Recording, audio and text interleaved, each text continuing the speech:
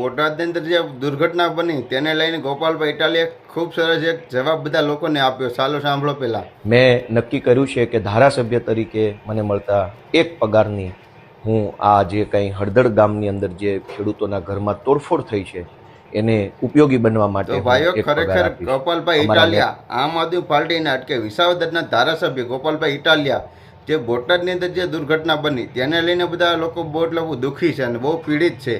તેને લઈને બધા લોકો જે બધા પોલીસ કર્મચારી એટલો બધો એને માર્યો ને કે બધા હોસ્પિટલની અંદર દાખલ કરવામાં આવ્યા ને ઘરે જઈ બધાને ઘરે મિત્રો એટલું બધું નુકસાન કર્યું. કોઈને ડેલા તોડી નાખ્યા, કોઈની બધી અન્ય વસ્તુ હવે કોઈના બારણા તોડી નાખ્યા, કોઈની દિવાલ ઉપાડી નાખી. મિત્રો પોલીસ કર્મચારીએ બહુ એટલે બહુ બધાને મિત્રો એટલે બહુ નુકસાન પોગાડ્યું છે.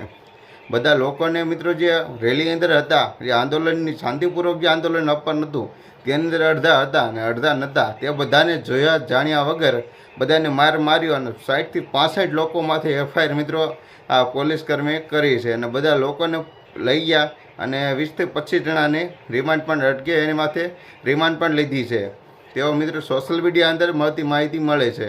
તે ગોપાલભાઈ ઇટાલિયા આવ્યા, જે કોઈ પીડિત જે દર્દી જે કોઈ બધા લોકો છે તે બધાને એને ધારાસભ્ય તરીકે એનો 1 મહિનાનો પગાર આવે છે, ત્યાં દર્દી છે બધા જે પીડિત ખેડૂતો છે એ બધાને મારવામાં આવ્યો તે બધાને હવે ગોપાલભાઈ ઇટાલિયા એનો પહેલો પગાર એને ફાળા રૂપે બધાને આપશે. જે કાંઈ એને દવાના અટકે જે કાંઈ દવાના ખર્ચા થયા છે, જે કાંઈ એને દુઃખી થયા છે, જે કોઈને નુકસાન થયું છે તેની ભરપાઈ ગોપાલભાઈ ઇટાલિયા કરશે. મિત્રો ખરેખર હવે ગોપાલભાઈ ઇટાલિયા મેદાનની અંદર આવી ગયા છે અને મિત્રો આ 10મો મહિનો અને 31 તારીખે મિત્રો આપણે અરવિંદ કેજરીવાલ પણ આવી રહ્યા છે બોટાદની અંદર. તો બધા વિડીયો તમારી સાથે હું લઈને તમારે આવીશ.